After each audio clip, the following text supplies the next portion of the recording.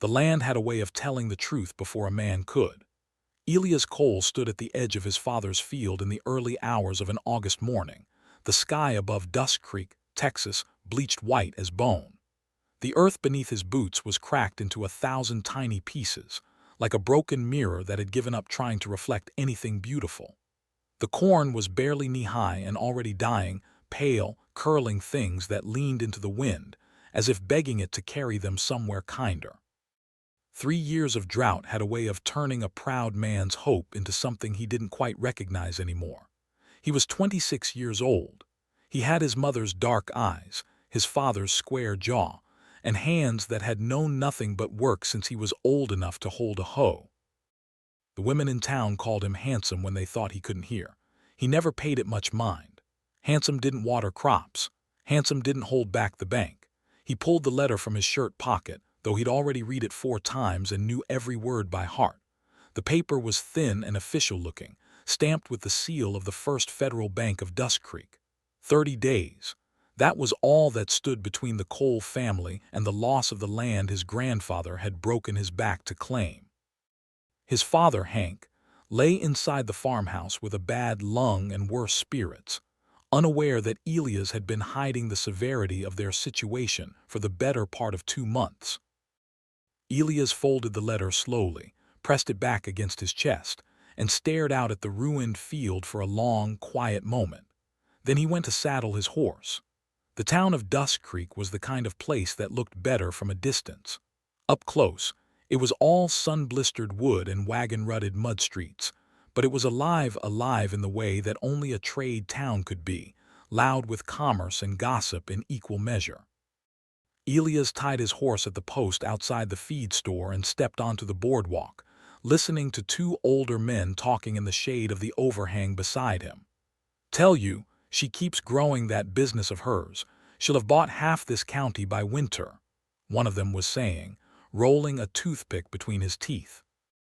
"Woman running a company like that," the other muttered, shaking his head slowly. "Tongues are wagging something fierce. She needs a husband whether she knows it or not." "She knows it," the first man replied with a dry laugh. "She just hasn't found a man brave enough to walk up and say so." Elias paused. He kept his face perfectly still. "Who are you talking about?" he asked, casual as a man asking about the weather. The men looked him over. "Margaret Whitmore," the toothpick man said, "owns the Whitmore Trading Company, biggest dry goods and supply operation between here and San Antonio. Father left it to her near a decade ago. She rebuilt it from nothing." He paused meaningfully. "Unmarried?" Elias nodded once, touched the brim of his hat politely, and walked on. A reckless idea had already taken root, the kind that grows fast in desperate soil.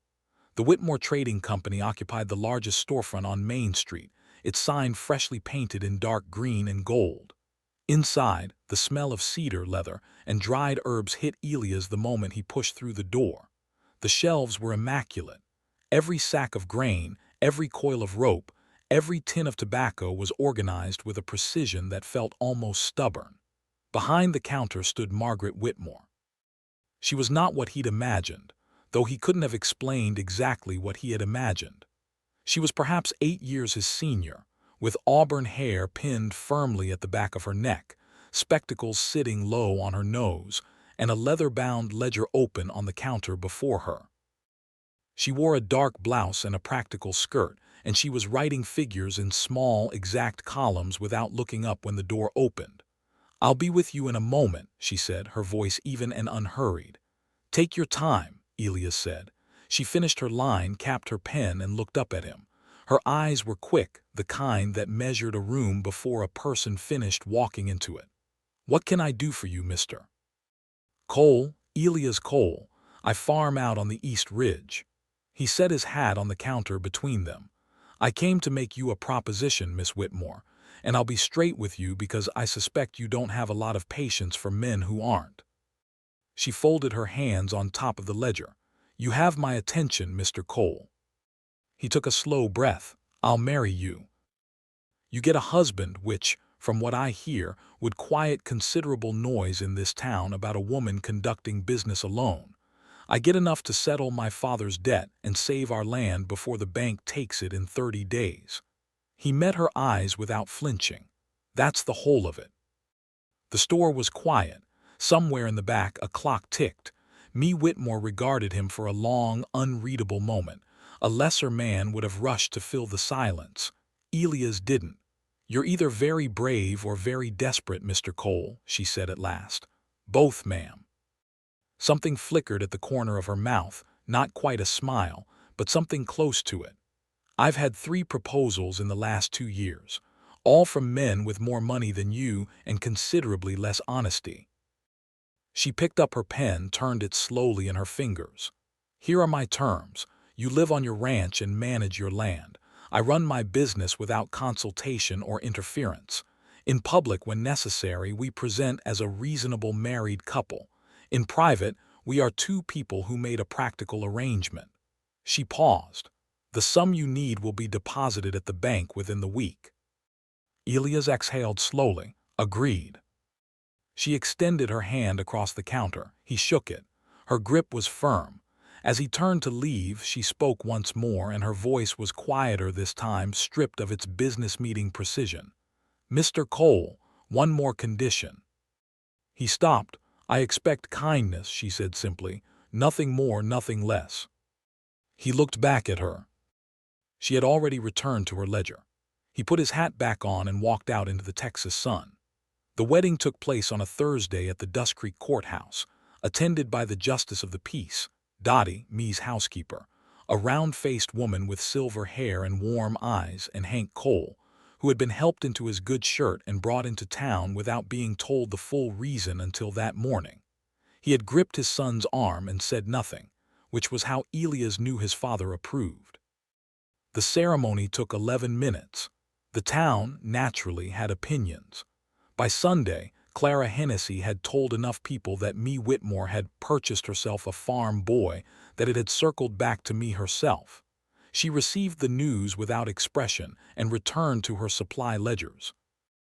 Elias moved into the Whitmore house that same week, a solid, well-kept home behind the store, furnished simply but with care. Dottie showed him to his room with the bright efficiency of a woman who had long since decided to like him and saw no reason to delay.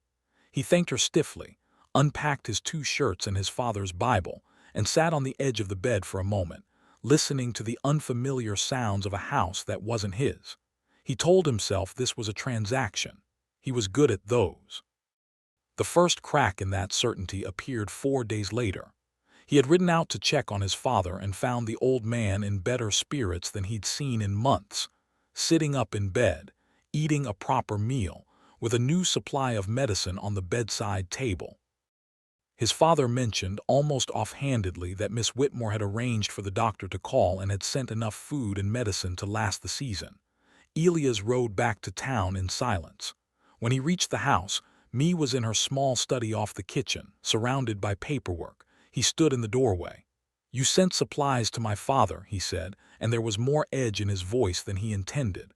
She looked up from her papers unhurried. "I did." "I didn't ask for that." "No," she agreed, "you didn't." She held his gaze calmly. "But your father is my father-in-law now, Mr. Cole. It would reflect poorly on me to ignore a sick man on my account." She turned back to her papers. "You're welcome to be angry about it. It changes nothing." He stood there a moment longer, holding onto his pride with both hands. Then he turned and walked back to the kitchen.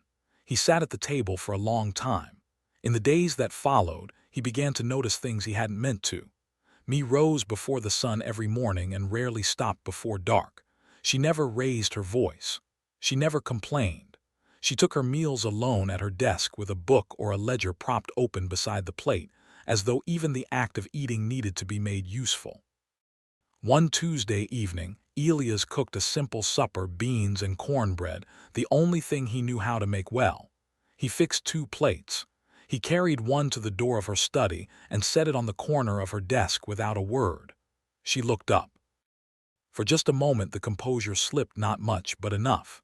Her expression opened, surprised and unguarded, the way a person looks when they receive something they stopped expecting a long time ago. Then the small, real smile came. Quiet, genuine. "Thank you, Mr. Cole," she said softly. He nodded once and went back to the kitchen. That night he lay awake in the unfamiliar room, staring at the ceiling while the Texas wind pressed against the window. He thought about the firmness of her handshake, the evenness of her voice, the way she had sent food to a sick old man without wanting credit for it. "She's not what I expected," he thought. He wasn't sure what to do with that. The wagon was listing badly to one side when Elias spotted it. He had been riding the back trail toward town, the late afternoon sun throwing long copper shadows across the scrubland, when he saw the Whitmore supply wagon sitting crooked in the dirt road with a broken rear axle.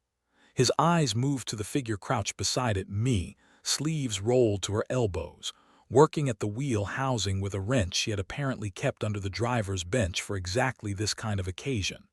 She was not crying. She was not waiting. She was simply working. He pulled his horse to a stop beside her. She glanced up, noted his presence with a small nod, and returned to the axle. He dismounted without a word and crouched down across from her. They fixed it together in near silence, him holding the housing steady while she worked the bolts, the two of them moving around each other with a practicality that felt strangely like something earned. When it became clear the axle was beyond a roadside repair, he helped her unload the essential goods from the wagon bed, secured them across his horse, and they rode back toward Dustcreek together on the single saddle. It was the first time they had been that close. The ride was slow. The land stretched gold and quiet around them. After a while, asked him about the soil composition on the East Ridge, a genuine question, precise and curious.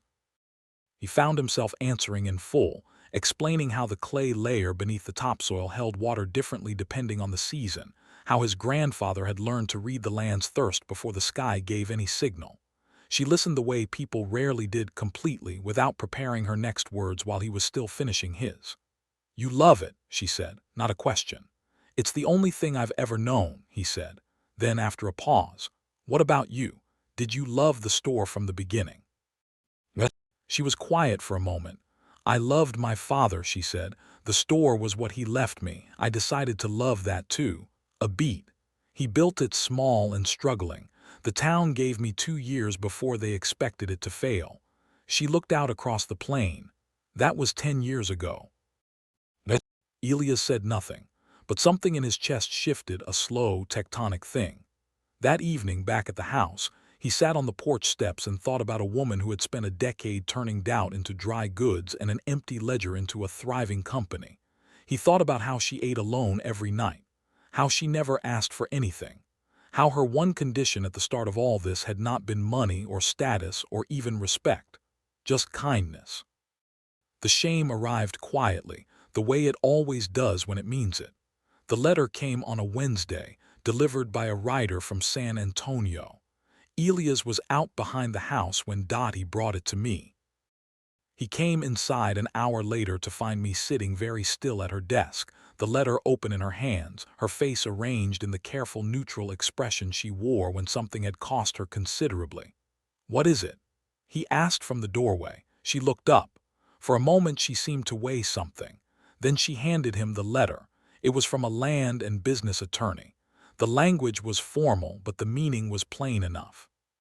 Me's business partner, a man named Aldous Garrett, who held a minority share of the Whitmore Trading Company, had spent the better part of 6 months attempting to have me legally declared unfit to conduct business independently.